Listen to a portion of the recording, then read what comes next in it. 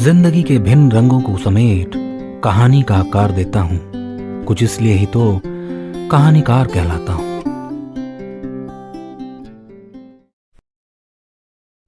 मित्रों, हमारी कहानियां सुनने के लिए हमारा चैनल सब्सक्राइब करना और बेल आइकन दबाना ना भूलें। कहानियों के घर में आपका स्वागत है। मैं हूं कहानीकार सुधांशु राय और सुना रहा हूं आगे की कहानी, स्कैरी वर्ल्ड भाग 2। अब तक आपने सुना निरुपम वेंकैया एक जाने माने साइंटिस्ट थे और अपने आविष्कारों के लिए प्रसिद्ध थे।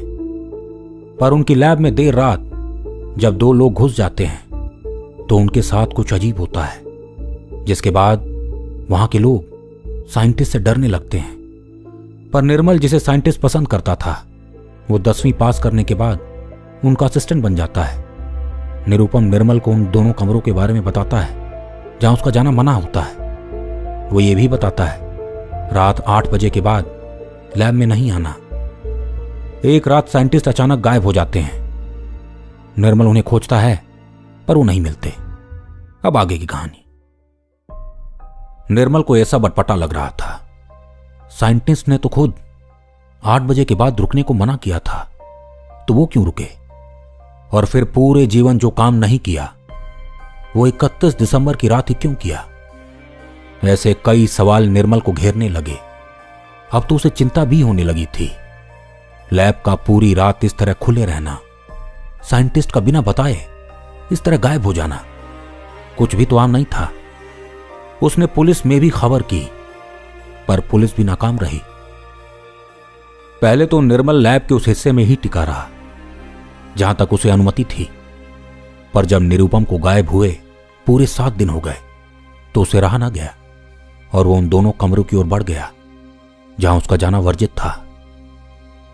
निरुपम के सख्त निर्देश थे, चाहे कुछ भी हो जाए निर्मल वहां नहीं जा सकता। निर्मल ने सहमे कदमों से पहले कमरे का दरवाजा खोला, पर उसकी आंखें ऐसा कुछ भी देख ही नहीं पाई जिसकी वजह से साइंटिस्ट ने उसे वहां आने से मना किया था। सामने एक बड़े टेबल पर कागज ही कागज बिखरे थे जिन पर अनेकों फॉर्मूले लिखे थे, जैसे निरुपम अपनी रिसर्च के लिए लिखता था। पर एक ही फॉर्मूला यानी सूत्र हर कागज पर था। शायद साइंटिस्ट अपनी कैलकुलेशन को सटीक करने के लिए बार बार एक ही सूत्र को बारीकी से बेहतर कर रहा था और शायद अब तक कर नहीं पाया। टेबल के दाईं ओर एक आयरन मशीन थी जिसमें से हल्की आवाज आ रही थी। हो सकता है साइंटिस्ट अपने इस आविष्कार पर काम कर रहे थे सालों से, पर अभी तक सफलता हासिल नहीं कर पाए। मशीन की लंबाई लगभग 7 फुट थी और आगे एक बड़ा हैंडल लगा था जिसकी मदद से मशीन का दरवाजा खोला जा सकता था। पर उसकी आंखें तब ठहर गई जब पाया निरुपम का कोट अभी भी सामने टंगा है।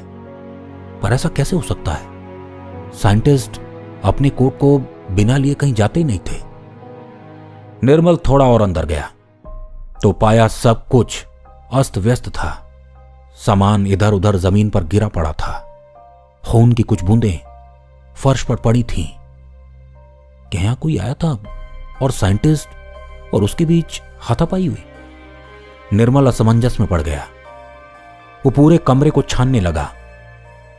तब उसके हाथ जो लगा वो हिला देने वाला था। साइंटिस्ट का लिखा एक note, don't look further, save yourself, run.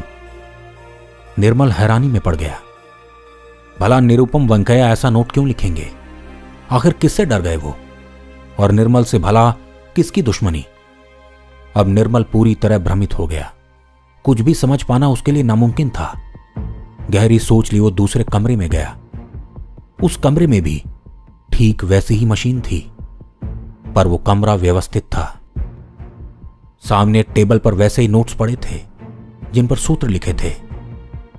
उसने उनको पढ़ा तो पाया ये बिल्कुल वही फॉर्मूला है जो पहले कमरे में लिखा मिला था। निर्मल सूत्र को लेकर लैब के बाहर आ गया। खुद को संभाल पाना उसके लिए मुश्किल हो गया था। आखिर उस लैब में उस रात ऐसा क्या हुआ? वो खून कहीं साइंटिस्ट का तो नहीं? साइंटिस्ट ने ऐसा क्यों लिखा? Don't look further, save yourself, run. Nirmal घर लौट आया। पलंग पर पड़ा वो आंगन से तारों को एकटक देख रहा था, पर वो अपने गुरु निरुपम वेंकैया को ऐसे भुला भी तो नहीं सकता था। उसकी आंखें नम हो गई। वो रोना चाहता था, चिल्लाना चाहता था, अपना दर्द कलेजे से बाहर निकालना चाहता था। साइंटिस्ट सिर्फ उसका गुरु ही नहीं, बल्कि पूरा परिवार था। जब मन भर आंखों ने पानी परोस लिया, तो अचानक उसके सामने वो फॉर्मूला आ गया। उठकर वो टेबल पर बैठ गया और दराज से साइंटिस्ट का वो फॉर्मूला बाहर निकाल लिया। उसने उसे बारीकी से पढ़ा तो पाया फॉर्मूला मशीन के लिए है। तो क्या वो मशीनें जो वहां रखी हैं, उनका साइंटिस्ट के गायब होने में कोई लेना देना है? वैसे भी कैलकुलेशन यात्रा के लिए बनाई गई है। साइंटिस्ट कहीं मशीन का इस्तेमाल तो नहीं करते थे कहीं आने जाने के लिए? पूरी रात फॉर्मूला पर काम करते उसने वो चूक पकड़ ली जो निरुपम बार बार किए जा रहा था। निर्मल को यकीन हो गया था कि साइंटिस्ट एक्सपेरिमेंट के दौरान किसी हादसे का शिकार हो गए, पर उनके साथ क्या हुआ होगा? कैलकुलेशन को ठीक करने के बाद निर्मल लैब आ गया। उसने मशीन के सिस्टम को रिबूट किया और अपनी कैलकुलेशन के हिसाब से उसके कोड को बदला। जैसे उसने ऐसा किया, मशीन का दरवाजा अपने आप ही खुल गया और एक स्ट्रांग पुल ने निर्मल को मशीन के अंदर खींचना शुरू कर दिया। उसका खिंचाव इतना ज्यादा था कि निर्मल पूरी ताकत लगाने के बाद भी मशीन की ओर खींचने लगा। कुछ पल जद्दोजहद के बाद निर्मल मशीन के अंदर था और उसका दरवाजा बंद हो गया। अंदर अचानक तेज वाइब्रेशंस आने लगी और निर्मल अंधकार के बीच कुछ भी सोच समझ ना पाया। जब उसकी आंख खुली तो पाया सब कुछ थम गया है। उसने धीरे से दरवाजा खोला। वो अब भी लैब में ही था। आश्चर्य में उसने इधर उधर देखा, पर सब कुछ पहले जैसा ही था। उसे लगा साइंटिस्ट इसी मशीन का इस्तेमाल कर कहीं और यात्रा पर चले गए, पर वो तो कहीं गया ही नहीं।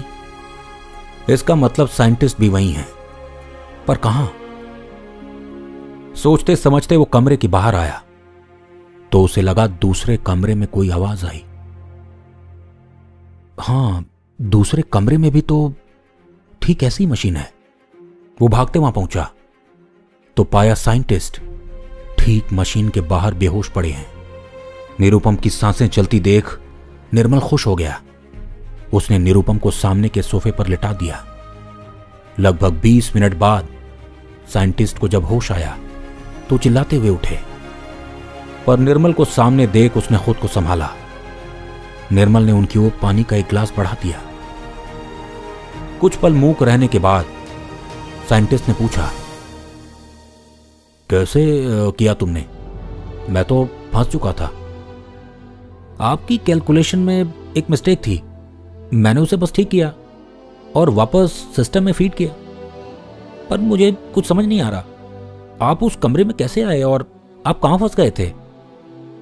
दोनों कमरे और उनमें रखी मशीनें आपस में जुड़ी हैं और साथ काम करती हैं। मैंने इनका आविष्कार बिना किसी माध्यम के यात्रा करने के लिए बनाया है। मैं जैसे ही अंदर जाता, मेरी सोल यानी आत्मा को एक मशीन अलग अलग जगह पर यात्रा करवाती तो दूसरी मशीन उसको वापस लेकर आती थी। पर मुझे पता था कि मशीन में अभी कोई कमी है, वो पूरी तरह तैयार नहीं है।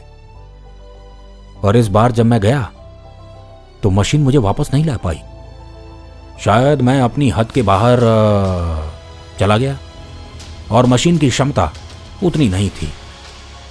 मेरी आत्मा को एक अलग जगह के लोगों ने कब्जे में ले लिया और वो मेरी ऊर्जा को धीरे धीरे अपने इस्तेमाल में ला रहे थे। अगर और देरी होती तो शायद मेरी आत्मा धरती पर वापस नहीं आ पाती। तुमने फॉर्मूला को बेहतर करके मशीन की क्षमता बढ़ा दी और मशीन मुझे वापस ले आई। कौन थे वो लोग और वो आपकी सोल को कैसे देख पाए? निर्मल ने पूछा। उस ग्रह पर लोगों का शरीर नहीं होता, सिर्फ आत्मा ही होती है। जब मैं वहां पहुंचा तो उनसे छुपना मुश्किल था।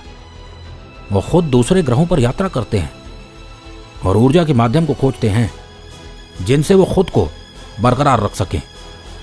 उन्होंने ऐसी आत्माओं को भी रखा है जिनका काम सिर्फ पकड़ी गई सोल्स को प्रताड़ित करना है, इस तरह की पीड़ा देना है कि वो खुद ही अपने आप को नष्ट करना चाहें।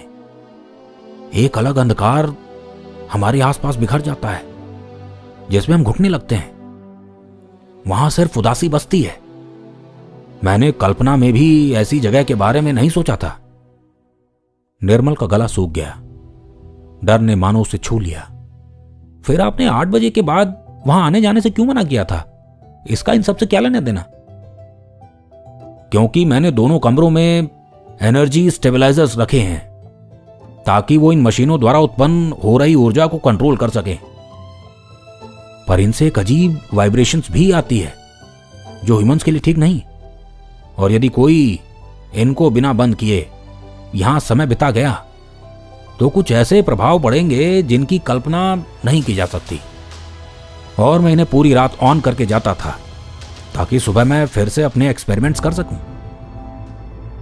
तो क्या अब मैं आपके साथ इन एक्सपेरिमेंट्स को आगे बढ़ा सकता हूं? निर्मल उत्सुक था। बिल्कुल, तुमने अब खुद को साबित कर लिया है। उनकी बातें चलती रही। गुरु और शिष्य आखिर दोबारा मिल गए थे। निर्मल के लिए उसका परिवार वापस मिल गया था। सुना है दोनों ने मिलकर कई आविष्कार किए और एक दिन सब कुछ लेकर कहीं चले गए। कुछ का तो कहना है उन्होंने एक ऐसी मशीन बना ली है जिनसे वो लंबे समय तक जीवित रह सकते हैं। इसी के साथ मैं इस कहानी और अपनी वाणी दोनों को विराम देता हूं। मित्रों, यदि यह कहानी आपको पसंद आई तो इसे लाइक और शेयर जरूर करें। और हां, हमारी कहानियां सुनते रहने के लिए हमारा चैनल सब्सक्राइब करना और बेल आइकन दबाना ना भूलें। आप हमें फेसबुक पर सुधांशु राय ऑफिशियल और इंस्टाग्राम पर कहानीकार सुधांशु राय के नाम से खोज सकते हैं।